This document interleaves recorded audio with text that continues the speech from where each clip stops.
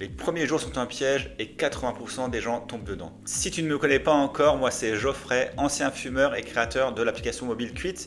Quit qui aide les gens à arrêter de fumer et à rester non-fumeurs. On a déjà accompagné 5 millions de personnes à travers le monde. On est validé et recommandé par l'OMS. Et à l'occasion du mois sans tabac, je partagerai chaque jour des super astuces et des trucs pour réussir ton sevrage.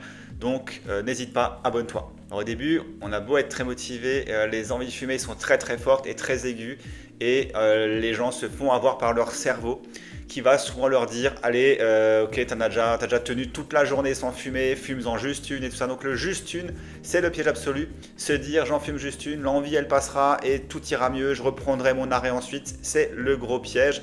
Puisqu'en fait, 80% du temps, après cette juste une, on est reparti pour se racheter un paquet et on recommence à fumer. Donc faut pas tomber dedans, il faut savoir que c'est son cerveau qui joue des tours. Moi c'était pareil quand j'ai arrêté de fumer, hein, les premiers jours étaient très difficiles.